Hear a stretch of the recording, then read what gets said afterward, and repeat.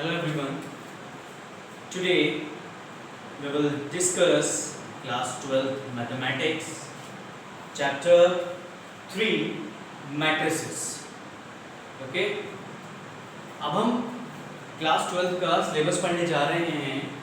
Class 12 के syllabus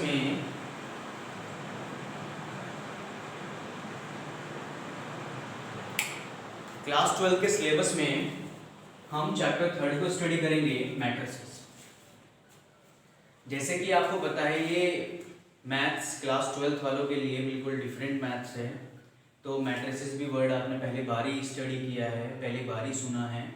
तो हमने मैट्रिसेस ही क्यों चूज किया? क्योंकि मैट्रिसेस सबसे इजी और सबसे स्कोरिंग चैप्टर में से एक होता है, ओके, जिसका सबसे ज्यादा मैक्सिमम वेटेज होता है और ये बहुत ज़्यादा फैमिलियर होता है, बहुत इंटरेस्टिंग होता है, easy to score good marks, बहुत ज़्यादा आप मार्क्स इसमें स्कोर कर सकते हैं. ये चैप्टर पास ही नहीं स्कोर भी कराता है.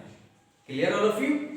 ओके, सो सबसे पहले हम डिस्कस करते हैं कि मैट्रिसेस का यूज हम कहाँ करते हैं, किन चीज़ों के लिए मैट्रिसेस का यूज किया जाता है. तो first of all in simple words मैं आपको ये बता देता हूं कि मैट्रिसेस का यूज आप लीनियर इक्वेशंस के सिस्टम को सॉल्व करने में करते हैं. It is use to solve the system of linear equations.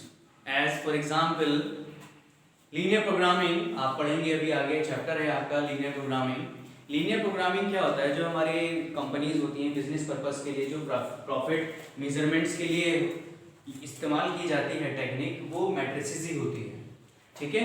So it is used to solve the system of linear equations.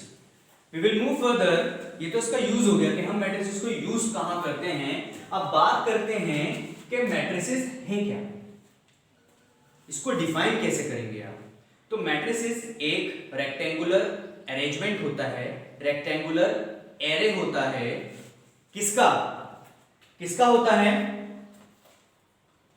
Of numbers and functions. Of numbers and functions. कैसे?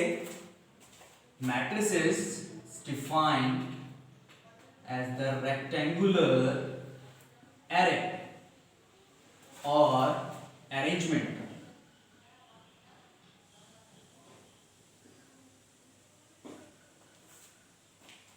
किसका? Numbers and functions.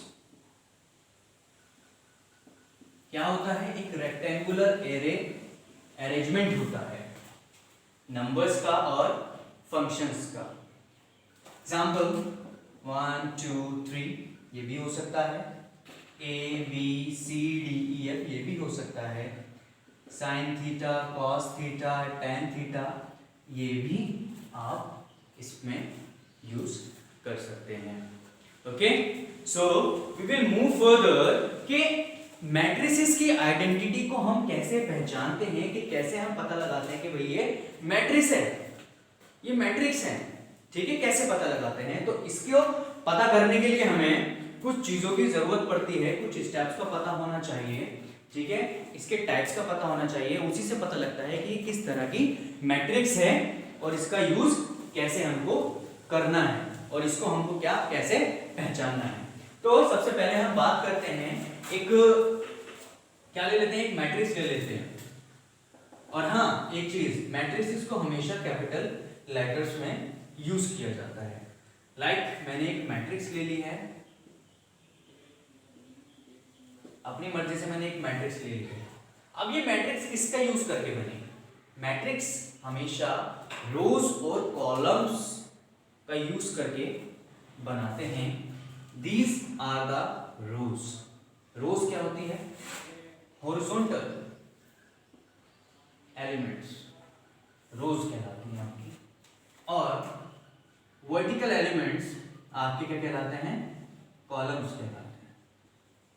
These are the columns. ये row 1 हो गई, ये रो 2 हो गई. Okay, ये column 1 हो गया, ये कॉलम 2 हो गया, ये कॉलम 3 हो गया।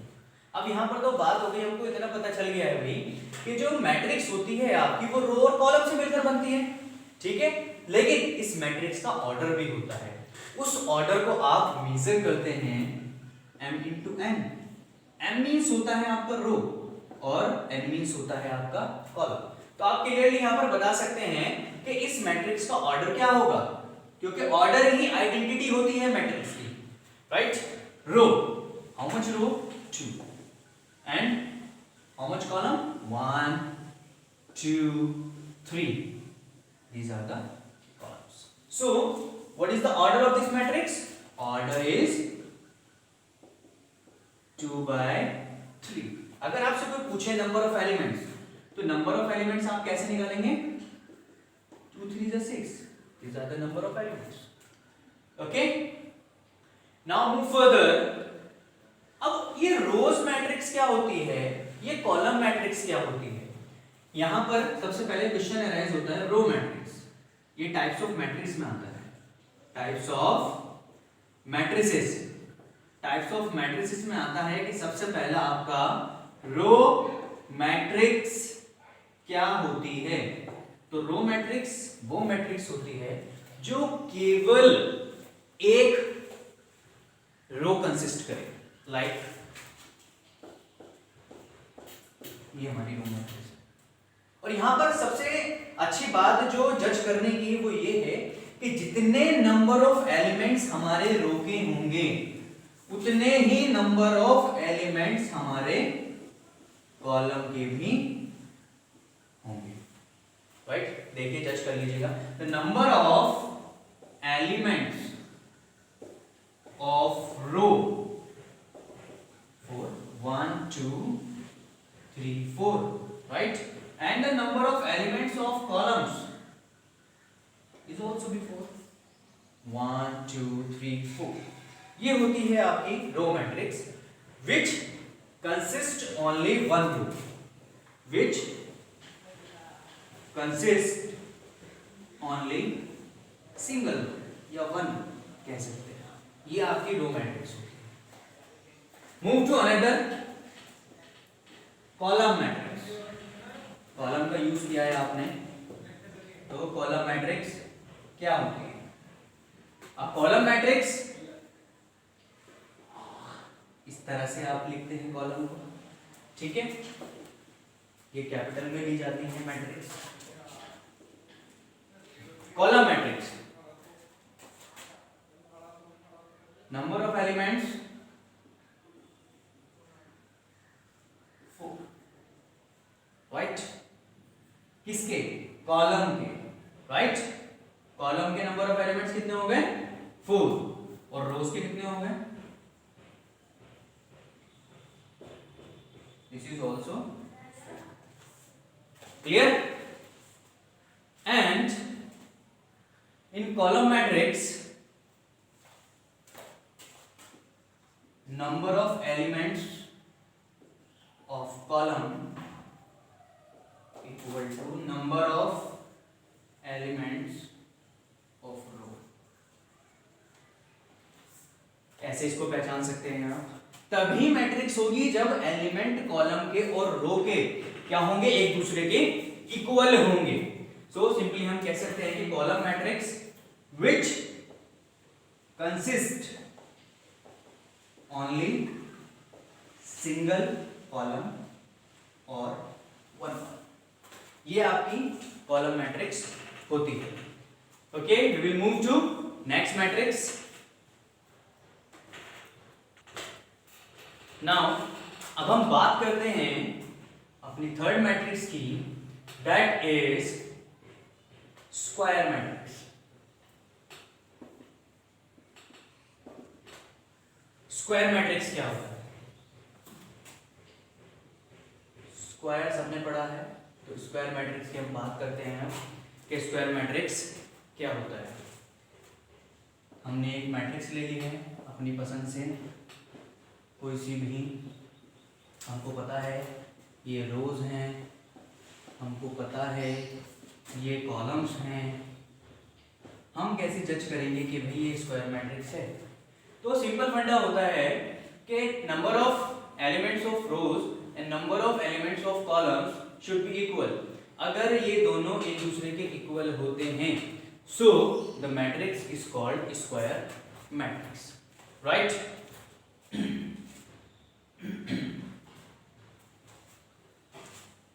स्क्वायर मैट्रिक्स लाइक,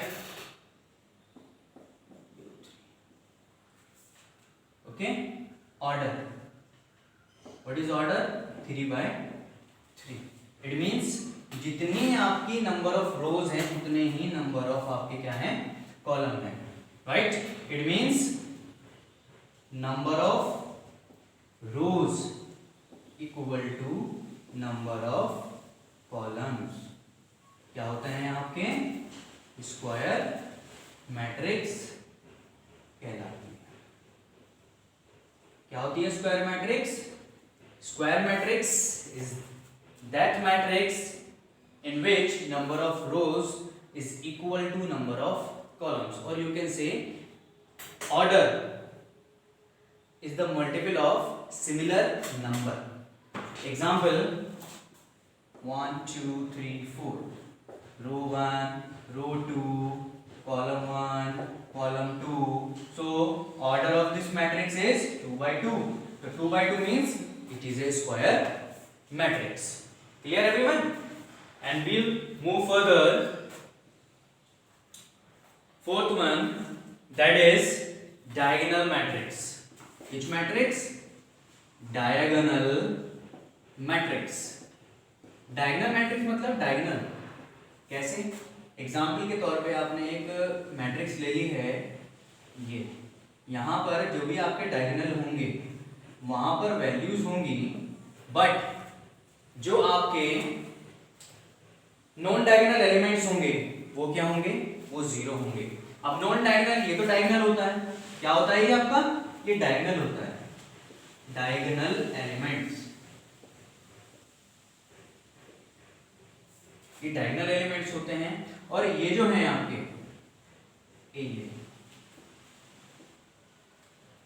ये आपके नॉन डायगोनल एलिमेंट्स होते हैं. ये कोई से भी हो सकते हैं, कोई भी वैल्यू यहाँ पर आ सकती है, कोई फिक्स नहीं है. ये डायगोनल एलिमेंट्स कहलाते हैं आपके, और ये नॉन डायगोनल एलिमेंट्स कहलाते हैं. जब डायगोनल मैट्रिक्स की हम बात करते हैं तो डायगोनल मैट्रिक्स वो मैट्रिक्स होती है जहां पर डायगोनल्स की तो वैल्यू हमको मिलती है, बट जो डायगोनल एलिमेंट्स हमारे पास होते हैं दीज ऑल आर जीरोस. वो सारे के सारे क्या होते हैं? आपके जीरोस होते हैं. तो ये क्या हो गए आपके? Non diagonal elements are zero. Non diagonal elements क्या होते हैं आपके? जीरो होते हैं. And the diagonal elements, these are the diagonal elements are not zero. ये डायगोनल एलिमेंट्स जीरो नहीं होते हैं. क्लियर? आप इसको कैसे भी बता सकते हैं, ऐसे भी बता सकते हैं कि ये आपकी कोई सी एक मैट्रिक्स है और ये आपके देखो अभी डायगोनल हो गए, और जो नॉन डायगोनल एलिमेंट्स है these all are again zero. ये क्या है आपके? डायगोनल एलिमेंट्स हैं. Have the value, different values can come. These are the non-diagonal values, non-diagonal elements. These are zeros. Clear everyone? Look at once.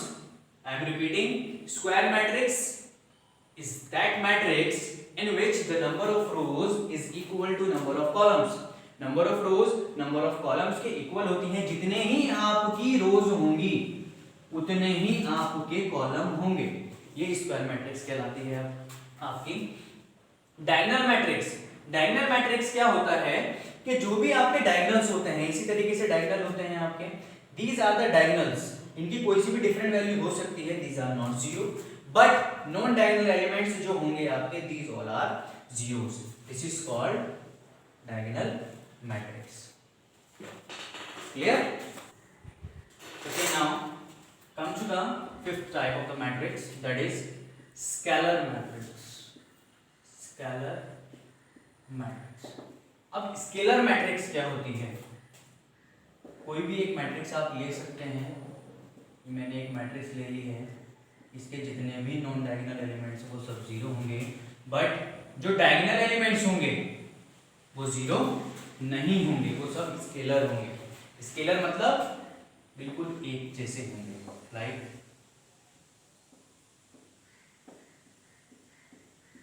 ये scalar होगी। आप कोई सी भी वैल्यू, डिफरेंट वैल्यू ले सकते हैं। ये सारे के सारे क्या होते हैं आपके स्केलर मैट्रिक्स के एग्जांपल्स होते हैं, ठीक है। These are diagonal elements are non zero, ये non zero elements. Clear everyone? We will move further. Unit और identity matrix,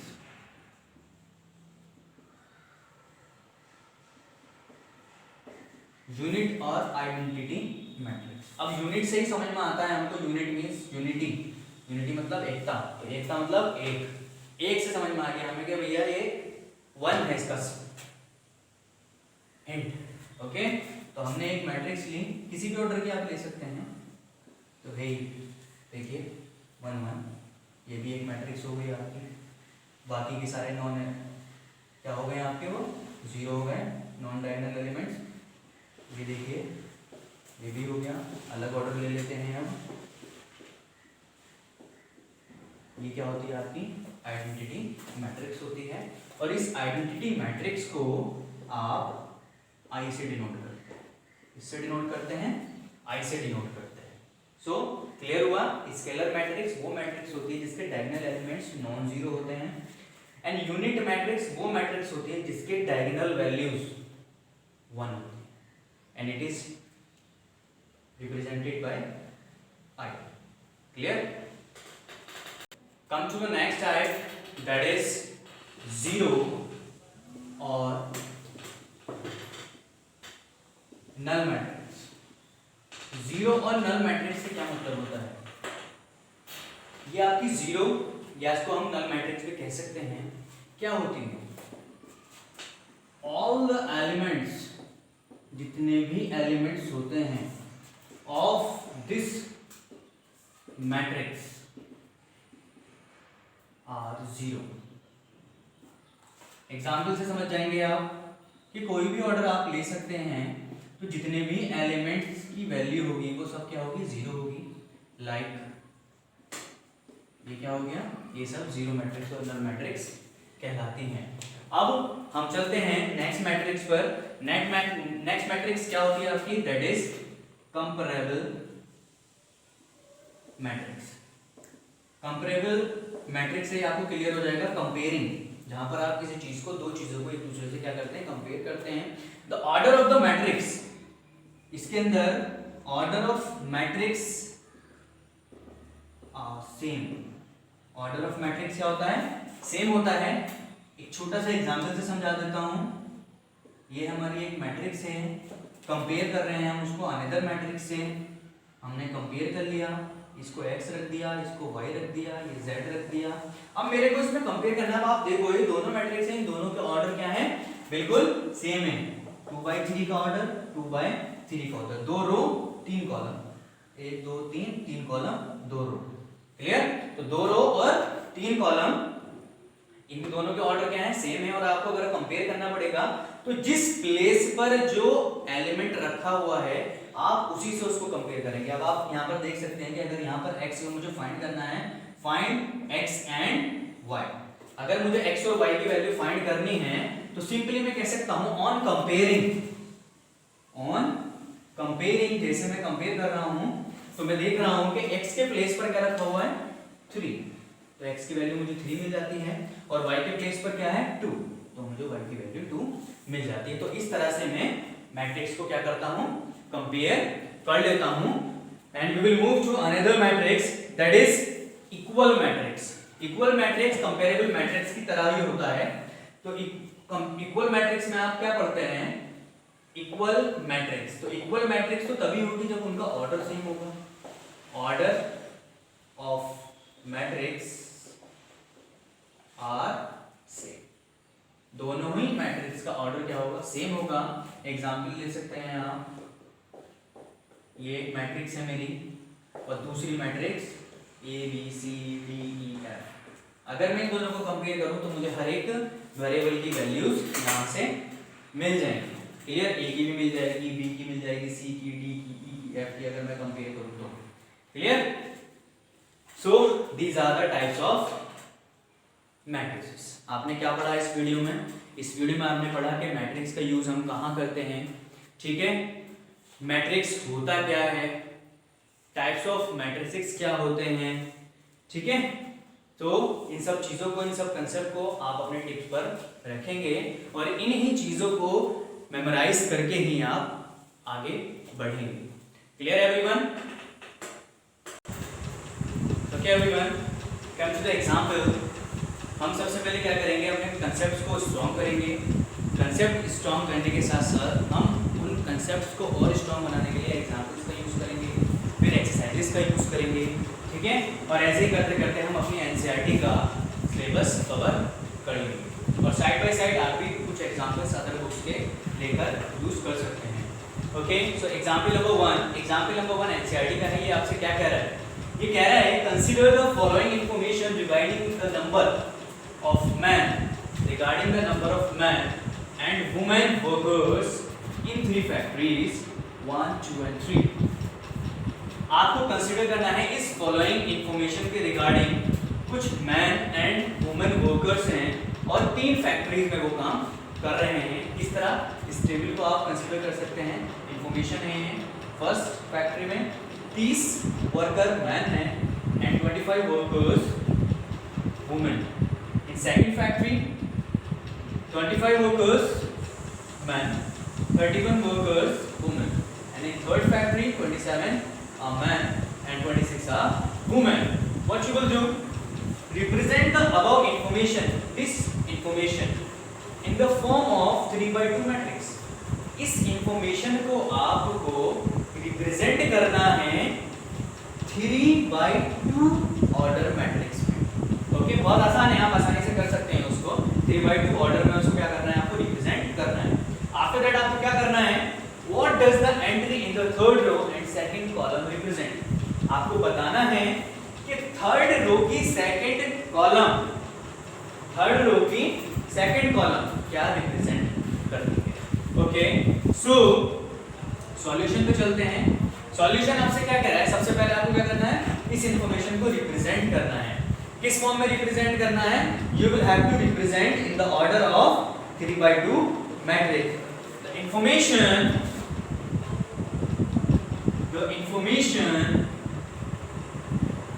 is represented in the form of 3/2 matrix. 3/2 matrix में आपको क्या करना है? आपको रिप्रेजेंट करना है। बहुत आसान है, बहुत आसानी से आप उसको कर सकते हैं। 30, 25, 27, 25, 31, 26। ये क्या हो गई बेटा आपकी? ये आपकी 3/2 मैट्रिक्स हो गई। क्लियर? ये इसका ऑर्डर हो गया 3/2। एक काम तो हम कर चुके हैं, ये काम हम कर चुके हैं। अब हमको क्या करना है? हमको ये बताना है कि थर्ड रो, ये तो फर्स्ट रो है R1, ये सेकंड रो है, ये थर्ड रो है। अब आपको बताना है कि थर्ड रो का सेकंड कॉलम, थर्ड रो ये ना, और कॉलम कौन सा है? सेकंड, ये वाला सेकंड कॉलम है। कौन सा कॉलम है? Second column. क्या रिप्रेजेंट करता है? ये रिप्रेजेंट करता है women workers are working in factory 3। Okay, क्या रिप्रेजेंट करता है? The entry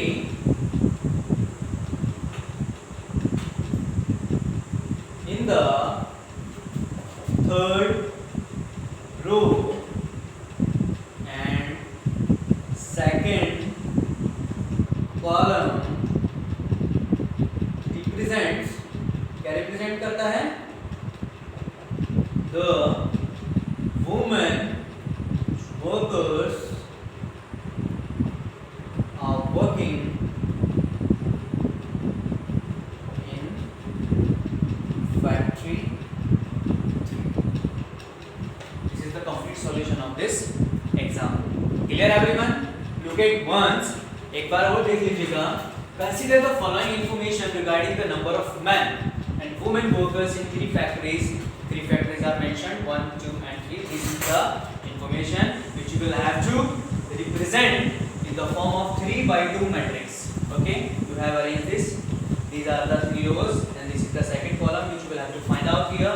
So what this column, what this third row shows? This second column of third row shows the women workers in factory 3.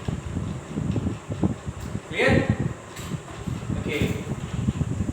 Next, come to the next example. Example number 2 of NCERT. ये question आपसे क्या कह रहा है? ये कह रहा है if a matrix has 8 elements, अगर मैट्रिक्स में 8 एलिमेंट हैं, what are the possible orders it can have? अगर किसी भी मैट्रिक्स में 8 एलिमेंट्स होते हैं तो आप वहां पर कितने ऐसे पॉसिबल ऑर्डर्स बना सकते हैं कि जिन ऑर्डर का मल्टीप्लिकेशन 8 होगा। कैसे? सबसे पहले तो मैं आपको ये बता दूं कि ऑर्डर जब भी हम पढ़ते हैं, ऑर्डर को हम m into n की फॉर्म में लिखते हैं। This is the form of order. ये ऑर्डर आप कैसे रिप्रेजेंट करते हैं? रो इनटू कॉलम। और जब इसकी हम प्रोडक्ट करते हैं तो प्रोडक्ट से पता चलता है कि इतने नंबर ऑफ एलिमेंट्स इस मैट्रिक्स के होंगे। तो m into n is the product of the order or this can shows the number of elements present in the matrix. Okay? तो हमें बात करनी है कि हमारे पास कितने एलिमेंट्स हैं? 8 एलिमेंट्स हैं। 8 एलिमेंट्स हैं तो कितने इसके पॉसिबल ऑर्डर्स हो सकते हैं जिनकी मल्टीप्लिकेशन, जिनकी प्रोडक्ट 8 हो? क्योंकि इनकी प्रोडक्ट भी 8 होनी चाहिए, ठीक है, क्योंकि 8 ही एलिमेंट्स हैं, राइट? तो सबसे पहले कौन सा ऐसा ऑर्डर है? 1 8 जा 8 या 8 और 8 ही एलिमेंट होंगे उसमें। सेकंड 8 1 जा 8, सिंपल 2 4 जा 8, क्लियर? 4 2 जा 8. These are the 4 possible orders of 8 elements. Clear? These are the 4 possible orders of matrix having 8 elements. Clear? ये 4 पॉसिबल ऑर्डर होंगे किसके? जिस मैट्रिक्स के 8 एलिमेंट्स होंगे। Clear everyone? I am repeating once. एक ऐसी मैट्रिक्स है आपके पास जिसमें एलिमेंट्स कितने हैं? 8 एलिमेंट्स हैं उसके पास। एज लाइक आप ऐसे कंसीडर कर सकते हैं उसको। 8 एलिमेंट्स कब होते हैं? 1 8 जा 8 या 2 4 जा 8। मैं कोई सा भी एक ऑर्डर ले लेता हूँ एज लाइक 2 4 जा 8 में ये ले लेता हूँ, ठीक? 2 रो होंगी इसमें, क्योंकि 2 रो है, मैंने क्या लिया? 2/4 का ले लिया, क्योंकि इनकी प्रोडक्ट करता हूँ तो 8 एलिमेंट्स बन जाते हैं। तो 2 रोज मतलब 4 कॉलम बनेंगे। 1 2 देखो 4 कॉलम बन गए हैं, तो अब क्या बन गए हैं? ये 2 रोज भी बन गए हैं। 2 रो ये बन गए, 4 कॉलम ये बन गए, ठीक है? सिंपली आप यहाँ पर देख सकते हैं 8 एलिमेंट्स हैं और इस ऑर्डर का product 8। Clear? Okay?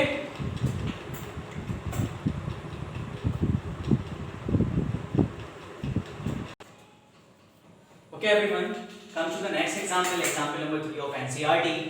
Construct a 3/2 matrix. आपको एक मैट्रिक्स कंस्ट्रक्ट करनी है, बनानी है, whose elements are given by, जिसके एलिमेंट्स इस फॉर्म में आपको दिए हुए हैं। aij equals to 1/2 mod I minus 3j mod. Clear? अब आपको क्या करना है? एक मैट्रिक्स बनानी है, इस फॉर्म का इस्तेमाल करके बनानी है, और किस ऑर्डर का बनानी है? 3/2 ऑर्डर का आपको मैट्रिक्स बनाना है। तो इन generally 3/2 order matrix is given, हमने लेट कर ली है, हमें पता है 3/2 की जो मैट्रिक्स होगी वो किस फॉर्म में होगी, जिसमें 6 एलिमेंट्स होंगे। इट मींस 3 रोज, ये क्या होती हैं आपकी रोज होती हैं, ये क्या होते हैं आपके कॉलम्स होते हैं। तो 3 रो आपको सबसे पहले बनानी है, तो 3 रो में 2 कॉलम होने चाहिए आपके पास। तो एलिमेंट्स को कैसे डिजाइन करते हैं, A11 का मतलब होता है first row first column, A12 first row second column. देखो फर्स्ट रो आ रही है ना, लेकिन सेकंड कॉलम आ गया है, 1 कॉलम ये रहा, सेकंड कॉलम ये रहा। Second row first column, second row second column, third row first column and third row second column. बन गई, 3 रोज आ गई हैं, 1 2 3, R1 R2 R3, 3 रो बन गए ना, 2 कॉलम बन गए आपके पास, कॉलम 1 कॉलम 2, 3/2 ऑर्डर का आपने एक मैट्रिक्स क्या कर लिया है, फॉर्म कर लिया है। क्योंकि एलिमेंट्स जो होते हैं, जो प्लेस करते हैं आप एलिमेंट्स, अगर आपसे पूछा जाए कि कोई सा भी एक आपने क्या ले लिया है, एक मैट्रिक्स आपको मैंने ये दे दी जाए, ये मैंने आपको एक मैट्रिक्स दे दी है और मैंने आपसे पूछा है कि आपको एलिमेंट बताना है कि A21 क्या है, A12 क्या है। तो आप क्या बताएंगे, आप ये बताएंगे कि भाई A21 वो होता है सेकंड रो का फर्स्ट एलिमेंट, सेकंड रो का फर्स्ट कॉलम। सेकंड रो में जाइए तो सेकंड रो कौन सी है, ये भी भैया सेकंड रो, ठीक है। कॉलम फर्स्ट ये रहा, तो कॉलम फर्स्ट ये रहा, सेकंड रो का कॉलम फर्स्ट, सेकंड रो का कॉलम फर्स्ट, तो क्या होगी वैल्यू 3। अब यहां पर बात करते हैं रो फर्स्ट का कौन सा कॉलम, सेकंड कॉलम। तो रो फर्स्ट कहां है, रो फर्स्ट ये रही, सेकंड कॉलम कहां है, सेकंड कॉलम ये रहा, तो कौन सा एलिमेंट हो गया 2। इस तरह से हम मैट्रिक्स में एलिमेंट्स को प्लेस करते हैं उनके रोज और उनके कॉलम्स के बिहाफ पर। ये तो हो गई एक समझाने वाली बात कि कैसे हमने इस मैट्रिक्स को फॉर्म किया है। A11 मतलब first row first column, first row second column, second row first column, second row second column, third row first column, first column है, third row second column, second column. Clear हो गई, okay. चलिए question पे चलते हैं कि कैसे आप मैट्रिक्स को फॉर्म करेंगे। क्लियर है एवरीवन। अब जो इसका ऑर्डर लिया गया है, आपने देखा होगा यहाँ पर IJ लिया गया है, तो ये भी हमारी IJ मैट्रिक्स है, IJ मैट्रिक्स। IJ मतलब I मतलब यहाँ पर रो, J मतलब यहाँ पर कॉलम। कैसे आप मैट्रिक्स बनाएंगे, तो सबसे पहले मैं वैल्यू फाइंड करता हूँ A11 के लिए। किसके लिए, A11 के लिए सबसे पहले मैं वैल्यू फाइंड करूंगा। तो A11 का मतलब क्या होता है, I की वैल्यू कितनी है 1, J की वैल्यू कितनी है 1। तो इस इक्वेशन में आप उस चीज को क्या कर देंगे, प्लेस कर देंगे। I की वैल्यू कितनी है 1 माइनस J की वैल्यू कितनी है 1 और ये क्या है मोड। अब जब सॉल्व करेंगे आप तो आपको क्या मिलेगा 1 माइनस 3, इट मीन्स -2। अब आपको बहुत अच्छे से पता है जब हम किसी भी नेगेटिव नंबर का मोड होता है तो वो वैल्यू क्या आती है, पॉजिटिव आती है। तो आपको यहाँ पर क्या मिल जाएगा 1। तो यहाँ पर आपको पता चल गया कि A11 आपका कितना आया है, this equal to 1। Move further, आगे चलते हैं A12 अगेन क्या किया आपने, I1 है लेकिन J अब 2 है, 6 कितना मिल जाएगा आपको -5। आपको बहुत अच्छे से पता है, बताया है मैंने आपको, निगेटिव के पास अगर मोड होता है तो वो पॉजिटिव हो जाता है। नाउ अब मुझे किसकी निकालनी है, A21 के लिए वैल्यू निकालनी है। तो A21 के लिए कैसे निकालूंगा, 2 है I आपका और J है आपका क्या 1/2। क्लियर,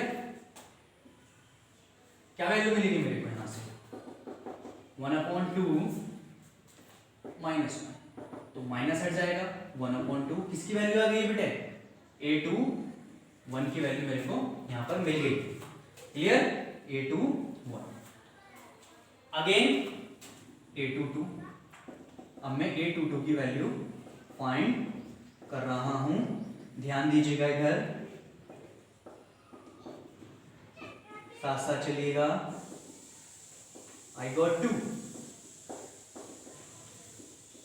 क्या आ गई ये वैल्यू 2 आ गई है। Clear.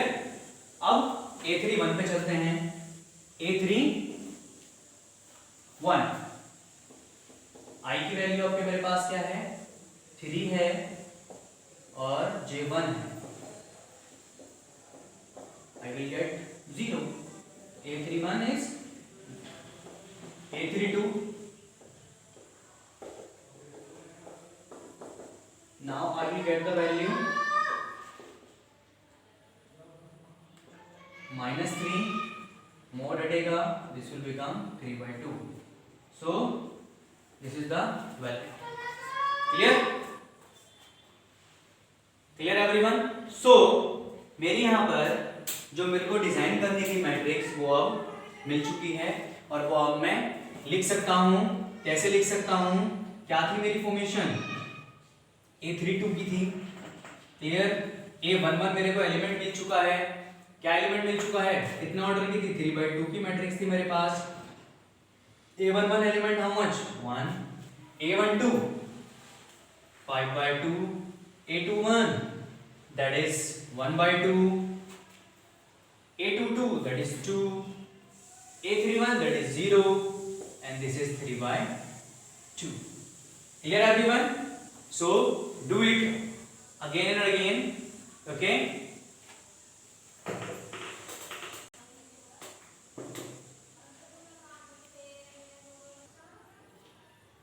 Look at example 4.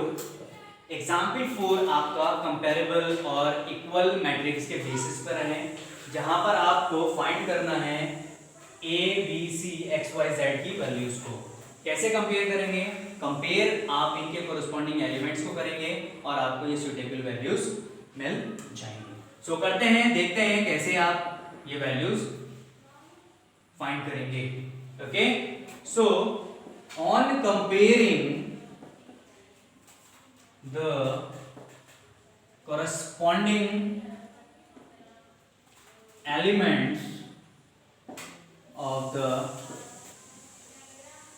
given equal matrices। आपके पास दो गिवन इक्वल मैट्रिसेस हैं और आपको क्या करना है? उनके कोरस्पॉन्डिंग एलिमेंट्स को एक दूसरे के इक्वल रखना है। तो सबसे पहले मैं कंपेयर करता हूं x + 3 किस कोरस्पॉन्डिंग एंगल तो एलिमेंट के इक्वल होगा? 0 के इक्वल होगा। क्लियर। आफ्टर दैट z + 4 किसके इक्वल होगा? 6 के इक्वल होगा कोरस्पॉन्डिंग एलिमेंट्स। अनदर, तो इन चीजों का इस्तेमाल करके मेरे को आराम से यहाँ पर देखो x y z की वैल्यू आसानी से मिल जाएगी। तो सबसे पहले ये निकालते हैं। x की वैल्यू मेरे को मिल गई है -3, z की वैल्यू मेरे को मिल गई है 2 and easily you can calculate y also। y आपको मिल गया है -5। अब x भी मिल गया, y भी मिल गया, z भी मिल गया। आप क्या चाहिए? आपको a b c चाहिए। तो a देखिएगा कहाँ आ रहा है? a यहाँ आ रहा है। तो अगेन कंपेयर करेंगे आप। a -1 किसके इक्वल होगा? -3 के इक्वल होगा। तो कितना आ गया है? -2। आराम से मुझे -2 मिल गया है यहाँ पर। क्लियर। अब b चाहिए मेरे को, तो b मैं यहां से कंपेयर कर सकता हूं आराम से। b -3 उसके कोरस्पॉन्डिंग एलिमेंट कौन सा है? 2b + 4। अगेन ट्रांसफर करेंगे हम। -7 b मिल गया है आपको। अब क्या चाहिए आपको? c चाहिए। तो c ये रहा और इसके कोरस्पॉन्डिंग वैल्यू ये। कोरस्पॉन्डिंग वैल्यू क्या है इसकी? 0। So what you will get? You will get -1। Clear.